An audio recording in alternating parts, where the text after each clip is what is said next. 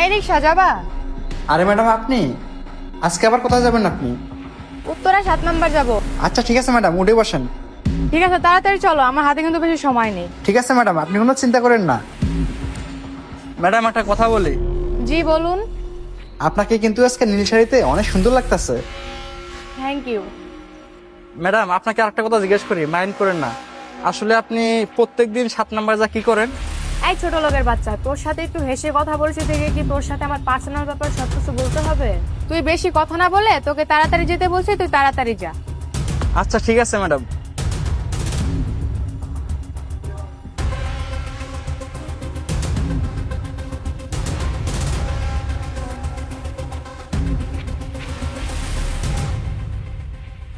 Madam, 7 number এসে পড়ছি, নামেন।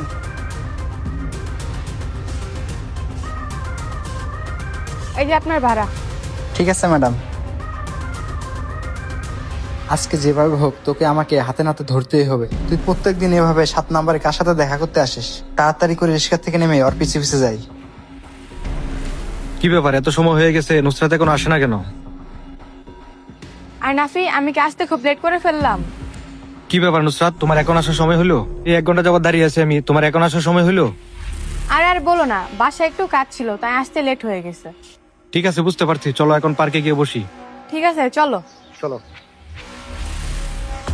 এই দাঁড়াও। এই ছোট লোকের বাচ্চা রিক্সাওয়ালা, তোর সাহস কি করে হয় আমার গার্লফ্রেন্ডের হাত ধরে টান দিস? ছোট লোকের বাচ্চা, তোর সাহস দেখে তো আমি অবাক হয়ে যাইতেছি।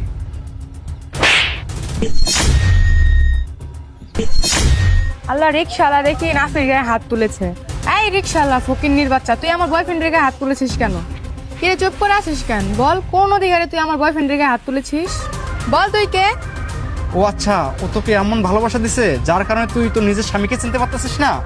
কি ব্যাপার নুসরাত, ওই পকিনীর বাচ্চা কি বলে? ও নাকি তোমার হাজবেন্ড? তার মানে তুমি কি বিবাহিত? আরে না না, কোথা থেকে কোন রিক্সাওয়ালা এসে কি বলতেছে, তুমি এসব নিয়ে মাইন্ড করো না।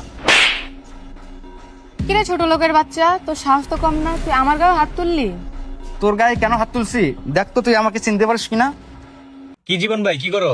আমি তো বিটন গেম খেলতেছি, আর বিটন গেম দিতেছে অবিশ্বাস্য অফার। আর প্রথম সাইন আপ করলেই পাবে 14,000 টাকা পর্যন্ত বোনাস।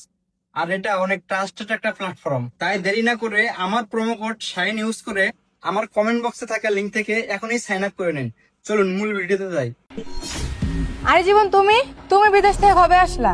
কেন, তুই আমাকে দেখে অবাক হয়ে যাচ্ছিস? তোকে আমি গত 1 সপ্তাহ ধরে ফোন দিতেছি, তোর ফোন শুধু বিজি আর বিজি বলতেছে। আর যদি তুই কোনোভাবে একবার ফোনটা ধরিস, ফোন ধরলে কি বলিস, আমার অফিসে অনেক কাজের চাপ, আমি কাজে অনেক ব্যস্ত আছি। তাহলে তোর এটাই কি তোর কাজ? আরে নুসরাত, তোর জন্য আমি কি না করেছি? আমি 7টা বছর বিদেশ ছিলাম তোকে একটু সুখে রাখার জন্য। আরে তুই কি জানিস বিদেশে আমি কতটা কষ্ট করে কাজ করছি? আমি এই বিদেশে 7টা বছর ছিলাম কষ্ট করে, শুধু তোকে একটু সুখে রাখার জন্য। আমি বিদেশে সকল ধরনের কষ্টের কাজ মেনে নিয়েছি, শুধু তোকে একটু সুখে রাখার জন্য।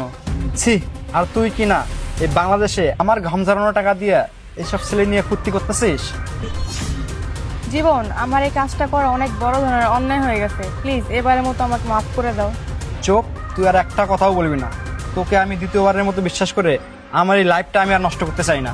প্লিজ জীবন, আমাকে আরেকটা সুযোগ দাও, আমি নেক্সট টাইম আর এইগুলা কাজে কখনো জড়াবো না। ক্ষমা? শোন, তুই আমার সাথে যে কাজটা করছিস সেটার জন্য তোকে আমি কখনোই ক্ষমা করতে পারবো না। তুই থাক তোর বয়ফ্রেন্ডকে নিয়ে, আমি চলে গেলাম। আর শোন, তুই তোর ডিভোর্স লেটারটা সময় মতো পেয়ে যাবি। আমি চলে গেলাম। তার মানে নুসরাত টাকার জন্য আমার সাথে রিলেশন করছিল? নাফি, ভালো হয়েছে, আমাদের পথের ঘাটা শেষ হয়ে গেছে। চলো আজকে আমরা গিয়ে বিয়ে করে ফেলি। ছাড় আমার হাত, তোর মতো বিবাহিত মেয়েকে আমি বিয়ে করব? আরে একটা লোক তোকে সুখে রাখতে গিয়ে বিদেশে গিয়ে কতই না কষ্ট করছে, তুই তার ওই ভালোবাসার মর্যাদা দিতে পারস নাই। উল্টা আরো কি করলি, টাকার লোভে আমার সাথে সম্পর্ক করলি। তুই তো মানুষকে ভালোবাসিস না, তুই ভালোবাসিস টাকাকে, তুই তো একটা লোভী। তুই যদি 2 দিন পর আমার থেকেও টাকাওয়ালা লোক বেশি পাস, তুই তখন আমাকে ছেড়ে যেতেও দ্বিধাবোধ করবি না। থাক, তুই তোর টাকা নিয়ে, আমি চলে গেলাম। আমাদের বর্তমান সমাজে এরকম অনেক প্রবাসী ভাইরাই আছে, তারা প্রতিনিয়তই তাদের প্রিয় মানুষটার কাছে ঠিক এভাবেই ঠকে যায়। তো বন্ধুরা, আজকের গল্পটি আপনার কাছে কেমন লেগেছে অবশ্যই কমেন্টের মাধ্যমে জানাবেন, আর ভালো লাগলে শেয়ার করতে ভুলবেন না। ধন্যবাদ সকলকে।